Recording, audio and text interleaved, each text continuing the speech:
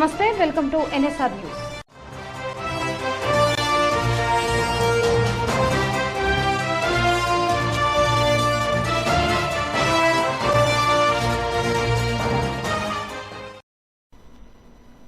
ములుగు జిల్లా తాడ్వాయి మండలం మేడారం జాతర పనులను ములుగు ఎమ్మెల్యే సీతక్క అధికారులను అడిగి తెలుసుకున్నారు.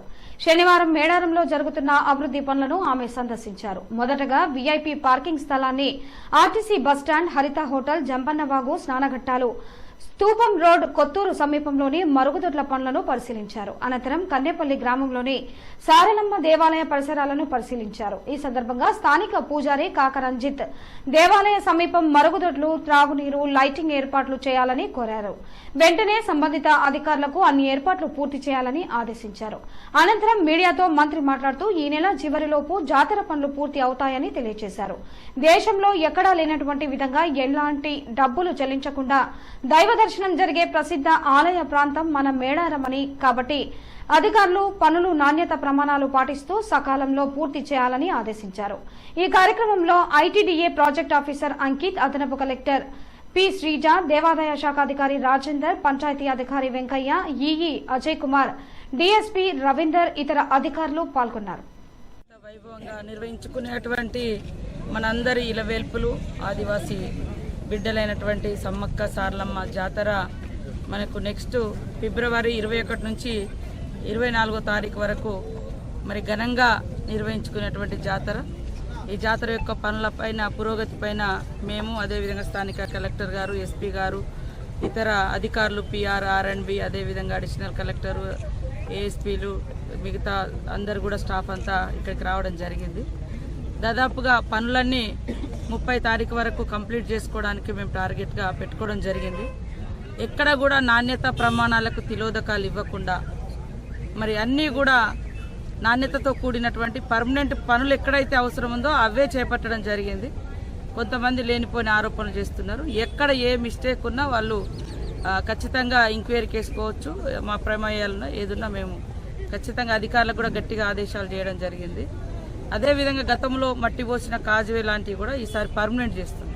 సమ్మక్క సారలమ్మ జాతరకు అందరూ ఆహ్వానితులే.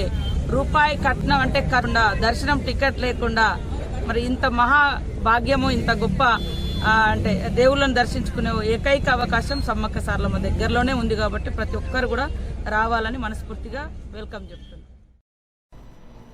బీసీల బడుగు బలహీన వర్గాల కోసమే తెలంగాణ రాష్ట్ర బీసీ ప్రజా సంఘం స్థాపించబడిందని రాష్ట్ర బీసీ సంఘం అధ్యక్షుడు నాయని భరత్ అన్నారు. వరంగల్ నగరంలోని ఏఎస్ఎం కళాశాల వద్ద తెలంగాణ రాష్ట్ర బీసీ ప్రజా సంఘం నూతన కార్యాలయాన్ని ప్రారంభించిన అధ్యక్షుడు భరత్ ఈ సందర్భంగా ఉమ్మడి వరంగల్ జిల్లాలోని అన్ని నియోజకవర్గాలు, మండలాలలో బీసీ ప్రజా సంఘం యొక్క పదవి బాధ్యతల పత్రాలను అందజేసిన అధ్యక్షుడు నాయని భరత్ మాట్లాడుతూ బీసీలకు అన్ని రంగాలలో అన్యాయం జరుగుతోందని, బీసీల కులగణన చేసి బీసీలకు న్యాయం చేయాలని భరత్ డిమాండ్ చేశారు. రాష్ట్ర ప్రభుత్వ ఏర్పాటులో బీసీల పాత్ర కీలకంగా నిలిచిందని, బీసీలకు రాష్ట్ర ప్రభుత్వంలో కీలక పదవులను ఇవ్వాల్సిన బాధ్యత ప్రభుత్వానికి ఉందని భరత్ అన్నారు. కేంద్ర ప్రభుత్వం బీసీ కులగణనను పట్టించుకోవటం లేదని, ఎన్నో ఏళ్లుగా బీసీ కులగణన వెనకబడిపోయిందని అధ్యక్షుడు తెలియజేశారు. కావున తెలంగాణ రాష్ట్ర బీసీ ప్రజాసంఘం వేదికగా బీసీల హక్కుల కోసం పోరాటం చేస్తామని అధ్యక్షుడు భరత్ పేర్కొన్నారు. ఎన్నికల ముందు బీసీలకు ఏ పార్టీ అయితే మద్దతు ఇస్తుందో ఆ పార్టీకే మేము సపోర్ట్ చేస్తామని చెప్పి ఆనాడు బల్ల గుద్ది అన్ని సంఘాలు చెప్పినాయి. మేము కూడా ఆనాడు బీసీలకు న్యాయం చేసే పార్టీకి సపోర్ట్ చేస్తామని చెప్పినాం. అన్నట్టుగానే ఇలా బీసీలకు ఉన్నటువంటి ఏకైక బాధ ఇలా జనగణన, బీసీలను కులగణన చేసి ఎవరి వాటా ఏంది లెక్క పెట్టాలనే ప్రధానమైనటువంటి మా బాధ. కాబట్టి ఎన్నికల ముందు మాకు కులగణన చేయమని చెప్పి కోరడం జరిగింది. దానికి స్పందించారు రాహుల్ గాంధీ గారు. వెంటనే దానికి స్పందించి మరి మేము అధికారంలోకి రాగానే బీసీ కులగణన చేస్తా అని చెప్పి బహిరంగంగానే వాళ్ళు ప్రకటించారు. మన వరంగల్ జిల్లా వేదిక మీద కూడా చెప్పి చాలా సంతోషం. అదే ఉద్దేశంతో తెలంగాణ రాష్ట్రం మొత్తం కూడా తెలంగాణ బీసీ ప్రజా సంఘం ఉన్నటువంటి నాయకులు అందరూ కూడా అక్కడక్కడ ఉన్నటువంటి కాంగ్రెస్ పార్టీ అభ్యర్థులకు మద్దతు ఇచ్చి గెలుపు కోసం కీలక పాత్ర కూడా చేశారు. తక్కువ సమయంలో వాళ్ళు ఉన్నారు కాబట్టి 1 month అయింది కాబట్టిగా మేము మళ్ళా రిక్వెస్ట్ చేస్తూ ఉన్నాం. ప్రభుత్వానికి గౌరవ పదంతో మిమ్మల్ని కోరుతా ఉన్నాం. మీరు వెంటనే బీసీలు పడుతున్న బాధలను గుర్తించి మరి రానున్నటువంటి రోజుల్లో అతి త్వరగా బీసీ కులగణన చేయాలని చెప్పి మేము ప్రభుత్వాన్ని కోరుతా ఉన్నాం. హుస్నాబాద్ నియోజకవర్గ హుస్నాబాద్ పట్టణంలో కాంగ్రెస్ పార్టీ ఆధ్వర్యంలో మీడియా సమావేశం ఏర్పాటు చేశారు. ఈ సమావేశానికి కాంగ్రెస్ పార్టీ నాయకులు, కార్యకర్తలు పాల్గొన్నారు. ఈ సందర్భంగా వారు మాట్లాడుతూ మాజీ ఎమ్మెల్యే సతీష్ బాబు మాట్లాడిన మాటలు ఇంకా అధికారంలోనే ఉన్నాము, దొరపాలనే నడుస్తుందన్నట్టుగా మాట్లాడుతున్నారన్నారు. సర్పంచుల గురించి మాజీ ఎమ్మెల్యే సతీష్ బాబు మాట్లాడడం విడ్డూరంగా ఉందని ఎద్దేవా చేశారు. మంత్రి పొన్నం ప్రభాకర్ తన సొంత చరిష్మాతో రాజకీయంగా ఎదిగిన నాయకుడు. 10 సంవత్సరాలు అధికారంలో లేకున్నా కార్యకర్తలను తన గుండెల్లో పెట్టుకుని చూసుకున్న నాయకుడు మంత్రి పొన్నం ప్రభాకర్ అన్నారు. మీరు మీ తండ్రి, మీ పెదనాన్న ఏర్పాటు చేసిన రాజకీయ వారసత్వాలలో ఉండి మీరు పలానా కెప్టెన్ లక్ష్మీకాంతారావు కుమారుడినని చెప్పి ఓట్లు అడుక్కున్న నాయకులు మీరు. మీకు మంత్రి పొన్నం ప్రభాకర్ కి నక్కకు నాగలోకానికి ఉన్నంత తేడా ఉందని మంత్రి పొన్నం ప్రభాకర్ గురించి మీరు మాట్లాడడం సిగ్గుచేటన్నారు. శాసనసభ్యులకు తెలియజేసింది, మాజీ శాసనసభ్యులకు తెలియజేసేది ఏంటంటే 9 సంవత్సరాలు అధికారంలో ఉండి తోటి మంత్రిని, ముఖ్యమంత్రిని అడగలేనటువంటి శాసనసభ్యునివి నువ్వు. మరి ఇవాళ ఏదైతే పార్టీ పరంగా మీరు విమర్శించారు, కానీ మేము ప్రజాపాలన లోపల ఎన్నుకున్నటువంటి ప్రజాప్రభుత్వం మాది కాంగ్రెస్ పార్టీ.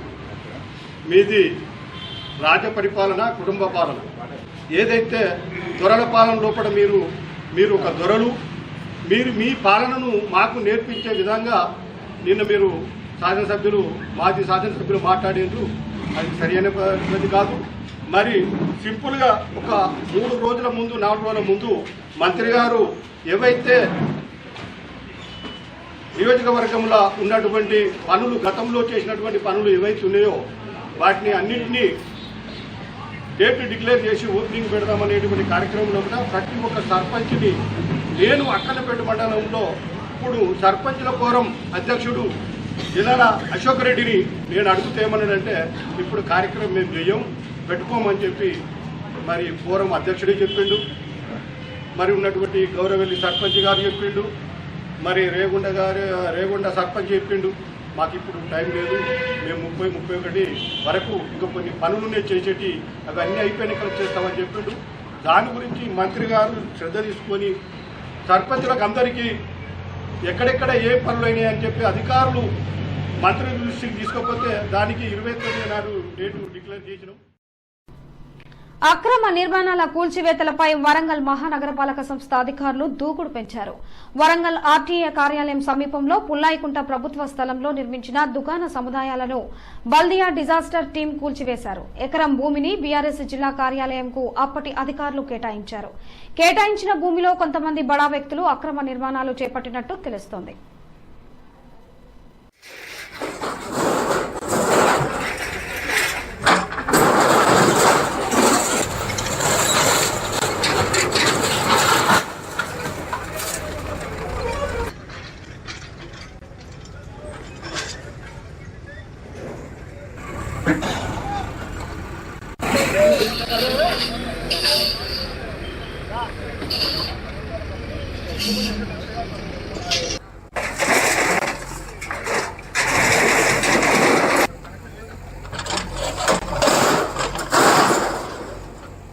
రెండు 2005లో మడూరు చీరాల దగ్గర తీసుకున్నాం సార్. ఈ ల్యాండ్ 141 సర్వే నెంబర్లో 149 గదాల ల్యాండ్ తీసుకున్నాం.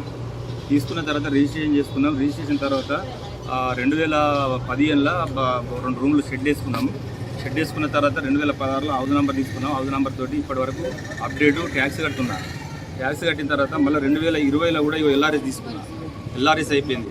ఎల్ఆర్ఎస్ అయిపోయిన తర్వాత మళ్ళీ వీళ్ళు కోర్టు నుంచి వెళ్ళి మన 2022లో ఇది గవర్నమెంట్ ల్యాండ్ అని చెప్పి అప్పుడున్న ఎంఆర్ఓ గారు నోటీసులు ఇచ్చారు. ఆ నోటీసులు రిప్లై చేసినాం. ప్లస్ కోర్టు నుంచి వెళ్ళి కూడా స్టే తీసుకొచ్చినాం. వారు స్టిల్ ఫర్దర్ ఆర్డర్స్ వరకు కూడా మీరు ఎలాంటి చర్యలు తీసుకోవద్దని కూడా కోర్టు స్టే ఉన్నది. దీంట్లో మేము 3 పోయినాం. కుసుమ కేదారి, కుసుమ శ్రీనాథ్, చిన్నపల్లి కవిత అని చెప్పి మేము 3 పోయినాం. ఈ 3 పోతే ఇప్పుడు వాళ్ళిద్దరి ఉంచిర్రు. 3 పేర్లు వాళ్ళ ఇద్దరి ఉంచిర్రు. మరి నాదో డిస్మిటల్ చేసినారు. దీని మీద నాకు న్యాయం కావాలి సార్. అదే నేను కోరుకునేది. ఎందుకంటే మేమైతే నాకు ఎల్ఆర్ఎస్ ఉంది, ట్యాక్స్ కడుతున్నా, ప్లస్ రిజిస్ట్రేషన్ ఉన్నది. ఇది అన్నట్టయితే కోర్టు ఆర్డర్ని అయితే వాళ్ళైతే ధిక్కరించినట్టుగా మాకు అనిపిస్తున్నది. ఏదైనా ఉన్నట్టంటే ఆఫీసర్లు ఇప్పటికైనా కూడా దీని పై అధికారులు ఎవరైనా కానీ జర పునరాలోచించి అన్న నాకు న్యాయం చేయమని చెప్పి కోరుకుంటున్నాను. ఎంఆర్ఓ గారికి చెప్పారా? ఎంఆర్ఓ గారు చెప్తే ఎంఆర్ఓ గారు ఏమంటారంటే మీరు ఉన్నదంతా 140 సర్వే నెంబర్లు ఉన్నారంటున్నారు సార్. మరి 140 సర్వే నెంబర్లు ఉన్నప్పుడు మాకు రిజిస్ట్రేషన్ ఎట్లా అయింది, హౌస్ నెంబర్ ఎట్లా ఇచ్చింది, ఎల్ఆర్ఎస్ ఇచ్చింది అనేది నా క్వశ్చన్ సార్. అది కొమురంభీం ఆసిఫాబాద్ జిల్లా జైనూరు మండల కేంద్రంలోని కాషిఫుల్ ఉలూం మదర్సాలో గణతంత్ర దినోత్సవ కార్యక్రమంలో భాగంగా నిర్వహించిన విద్యార్థుల ధృవపత్రాల పంపిణీ కార్యక్రమంలో CI Mallesh, little star school Syed ఆసిఫ్లు ముఖ్య అతిథులుగా పాల్గొన్నారు. ఈ సందర్భంగా సీఐ మల్లేష్ విద్యార్థులతో ప్రశ్నోత్తరాలు అడిగి తెలుసుకున్నారు. మదర్సాలో ఇటు ఆధ్యాత్మికతతో పాటు ఇటు తెలుగు, ఇంగ్లీష్ పైన ప్రత్యేక శిక్షణ ఇవ్వడం సంతోషకరమన్నారు. జైనూరు మదర్సా 1977లో స్థాపించగా సుమారు 5,000కు పైగా విద్యార్థులు హఫీజ్ ఏ ఖురాన్ కావడం అభినందనీయమన్నారు. మదర్సాలో ఆధ్యాత్మికం, దేశభక్తితో పాటు అభ్యర్థుల్లో ఆయా రంగాల్లో రాణించేందుకు పోటీతత్వాన్ని పెంపొందించేందుకు అధ్యాపకులు చేస్తున్న కృషిని కొనియాడారు. 11 మంది హఫీజ్ ఏ ఖురాన్లకు ధృవపత్రాలు అందించారు. శాలువాలతో సన్మానం చేశారు. ఈ కార్యక్రమంలో హఫీజ్ మునీర్, మౌలానా జబ్బార్, మౌలానా అహ్మద్, మౌలానా అబూబకర్, గ్రామ పెద్దలు ముబారక్, ఫాజిల్, బియాబానీ, ములానా మెహరాజ్, మౌలానా సిరాజ్, ముఫ్తీ అబ్దుల్ హకీం తదితరులున్నారు. కరీంనగర్ జిల్లా హుజురాబాద్ పట్టణంలోని రామాలయం దేవాలయం వద్ద శివలింగంపై నాగుపాము భక్తులకు కనిపించింది. శివలింగంపై నాగుపాము ఉందని భక్తులకు సమాచారం రావడంతో భక్తులు రామాలయం వద్దకు తరలివచ్చారు. నాగుపామును అందరూ తిలకించారు. నాగమ్మ తల్లి భక్తులను చల్లగా చూడాలని మొక్కులు మొక్కారు. ఈ విషయం తెలిసిన అప్పటి నుండి భక్తులు ఆ చుట్టుపక్కల వారు తండోపతండాలుగా వస్తున్నారు. కామారెడ్డి ఎమ్మెల్యే కాటిపల్లి వెంకటరమణారెడ్డి కీలక నిర్ణయం తీసుకున్నారు. రోడ్డు విస్తరణలో భాగంగా శనివారం మొదటగా తన ఇంటినే కూల్చివేయించారు. ఎమ్మెల్యే ఇంటి నుంచి పాత బస్టాండ్ వరకు రోడ్డు వెడల్పు కోసం అడ్డుగా ఉన్న నిర్మాణాలను అధికారులు నోటీసులు ఇవ్వనున్నారు. రోడ్డు వెడల్పులో భాగంగా అడ్డుగా ఉన్న వాటిలో 2 సినిమా థియేటర్లు, ప్రభుత్వ సలహాదారు షబ్బీర్ అలీ నివాసం కూడా ఉంది.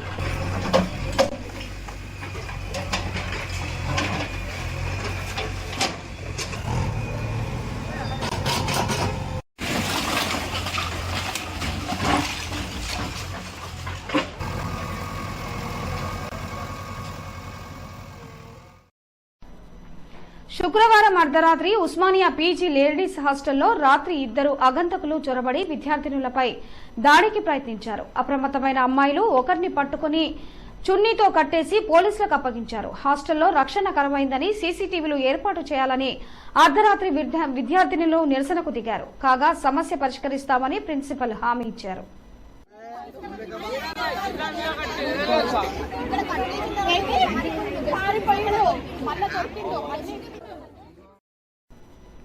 కామారెడ్డి జిల్లా జూకల్ నియోజకవర్గంలోని జూకల్ మండలంలోని సవర్గవ్ సర్పంచ్ పవర్ కిషన్ కుమారుడు పవర్ హరీష్ ఇటీవల హర్యానాలో జరిగిన 7 block khokho 14th junior international champion 2023లో గెలుపొంది ఖోఖోలో గోల్డ్ మెడల్ సాధించినందుకు పవర్ హరీష్ కు అభినందించారు.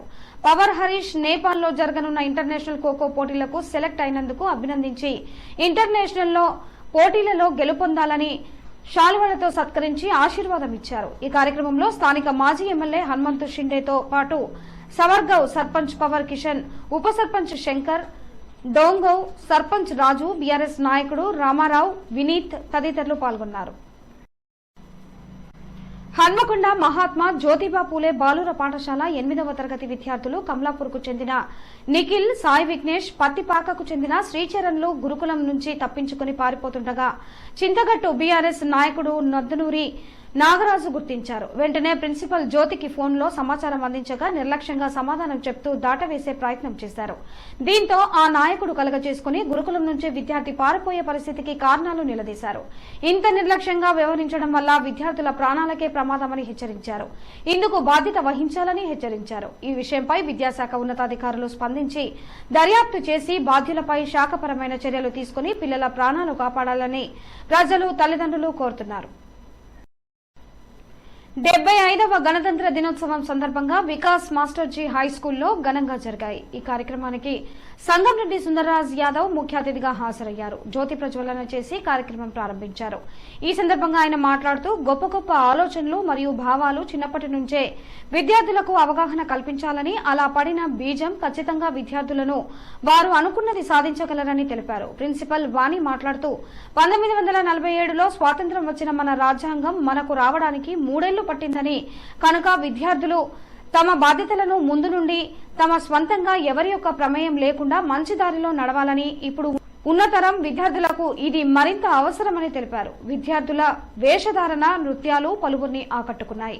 ఈ కార్యక్రమంలో vice principal Sridevi, administrative officer Kakkerla Nagaraju, Veera Hanuman, Ramu, Vasavi, Anitha, Rajitha, Geetha, Bodhana, non teaching staff పాల్గొన్నారు.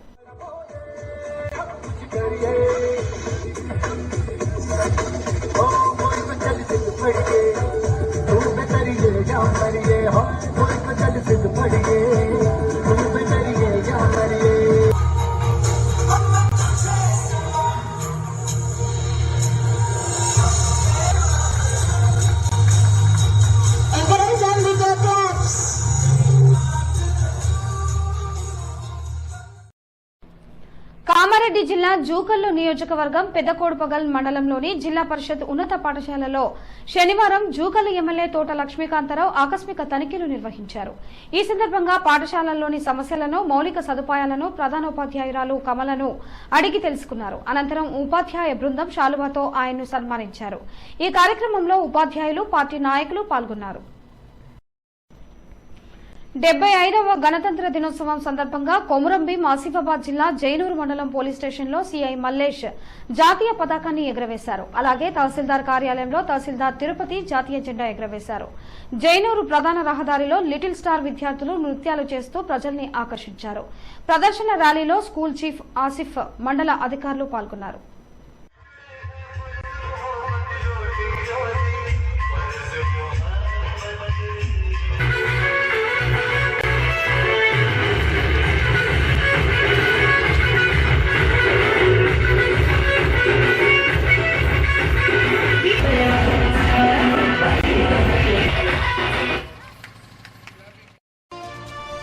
ఈ వార్తలు ఇంతటితో సమాప్తం. నమస్కారం.